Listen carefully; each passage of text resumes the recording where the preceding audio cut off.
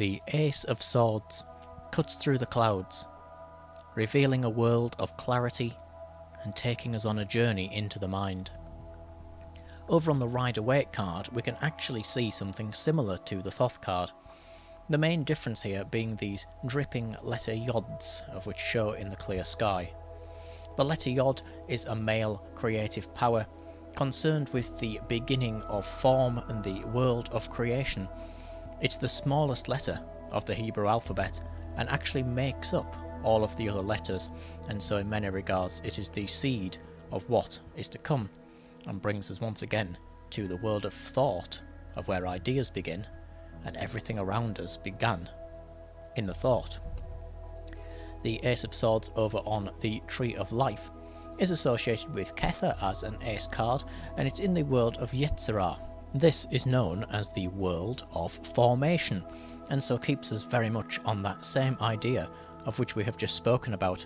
Kether in the world of Yetzirah is the origin of what will become formed in time. The swords cards in general are connected with the element of air, and unlike fire and water, as seen with the previous suits, air is unseen, it's intangible. Even though it constantly moves and changes, it still goes unnoticed and even unthought about by most of us. We don't think about our breathing in and out of air unless we specifically focus our attention on it, for example during meditation. It's connected in this way with the mind, the consciousness, and that state of the observer, the awareness that we exist, the awareness that we are sitting and listening and watching to this video now. This is called the hard problem in contemporary science, because it delves into the metaphysical world, of which cannot be found seated as a physical object in one's brain. In mysticism, the mind is said to be somewhat of a barrier to the higher states of consciousness, and one can find conflict and struggle in that, and so we're going to really see that showing up in the swords cards. One struggles with their purity of spiritual potential, with the things of the world around us, and even the things of our everyday life, of which can sometimes lead us into what is perceived, at least, to be a lower form of consciousness. On the card here we can see the crown, and the crown on the outside is white, and this is that element of Kether of which we saw over on the Tree of Life, and on the inside it has a yellow hue, which brings us to the sixth Sephiroth, Tifereth. Now, Kether and Tifereth together are shown on the middle pillar and are harmonious with each other. They show that light of spirit coming down into the physical world, so we're staying with that idea of formation. And on the middle pillar exercise that one sees in things such as the Golden Dawn magical system, as well as others, it could represent spirit running through the body of the adept, and so it can show a spark of inspiration, and this is something that the crown as a whole stands for as well. Higher awareness, a type of new clarity coming in. The mind has decided it's going to start a project. It's like the artist sitting in front of their canvas, and all of a sudden, like somebody clicking their fingers, the inspiration appears, the idea comes into their mind, and the paint takes form into the thought. It began with a thought, and before the thought it began with that spark, that intangible something of which comes from a higher state, and that is the crown here. The sword itself is said in the Book of Thoth to have a blade made of steel and a hilt made of copper, and so this is a male and female duality coming together, which of course results in that seed of creation. And it also shows a foundation of love, because the hilt is Venus, and so Venus is love, and so if the foundation is love, it shows that our motive for our formation of whatever it is that we're creating should be formed out of love, and so our actions, our ways of going about the world should at their very core have that foundation of love. And this is the word of the law in Thelema, and indeed the word Thelema is inscribed upon the blade and the hilt, and so the word Thelema is Greek for will. It's willpower, it is intention, which is very different from an idle want. To act with intention is to act with will, it is to act with a sureness that you are going to manifest, a complete belief in the outcome of your actions.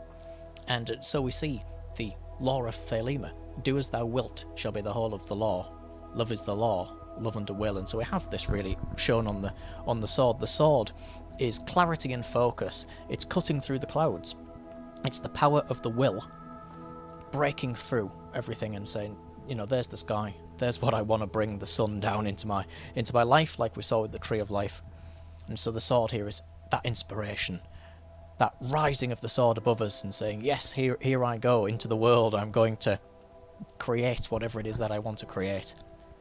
We are doing our will, we are doing our intention, and we have no choice but to do so, for that's the whole of the law.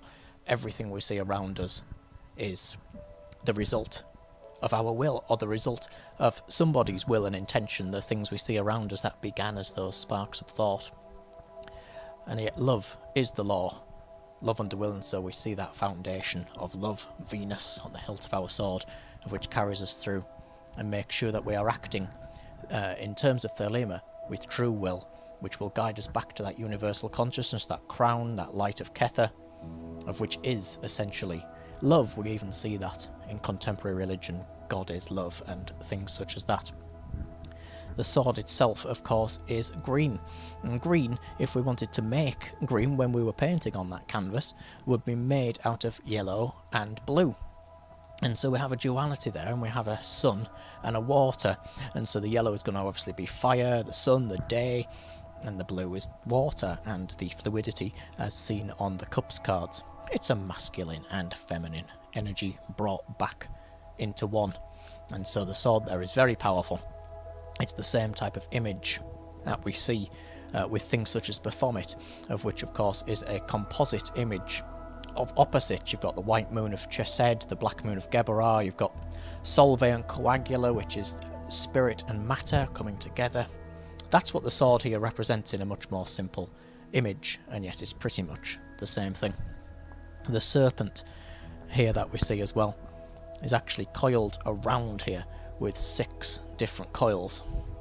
This is again the 6th Sephiroth, Tifereth, ruled by the sun, and yet also very much one of balance. And so we see balance all over the card, and swords are asking us to find balance in that conflict of which arises within them. So we see crescent moons here balancing out night and day and all of the different solar and lunar energies.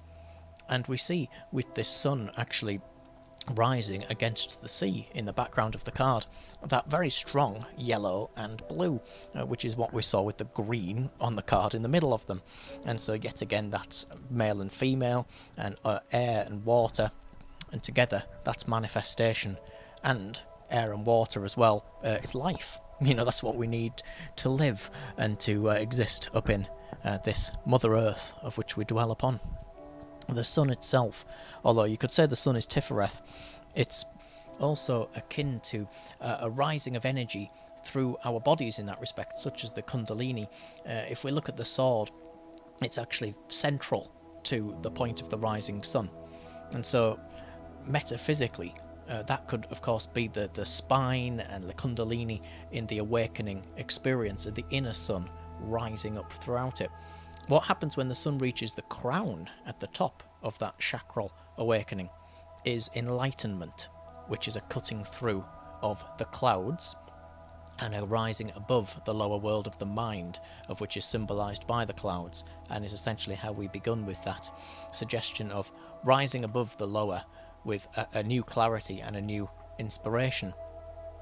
Coming out of the crown is indeed enlightenment and awakening. It's a wonderful sun-headed crown, and it has 22 rays coming out of it very strongly, and so this shows all 22 cards of the major arcana here on the tarot. These are the 22 steps of the Fool upon his journey throughout the universe, and together, of course, they symbolise all of life and all of the ups and downs of life. It's a journey through everything of which we ourselves, as the drawer of these cards, experiences, and it is crowned here in this glorious light, suggesting that we've come to understand something about it, and we've come to instill it with light, and of course we've pierced it with our sword as well. And of course this at the top is quite a sexualized image as well. It's fertile. Of course it shows the sword entering the space of the crown, and so the crown is receptive to all of life, and the sun enters it after the clouds have been cut through, with the penetration, if you like, of the sword in that respect. And so it's a yoni and linga image. It's associated with birth, which metaphysically and metaphorically is associated with creation.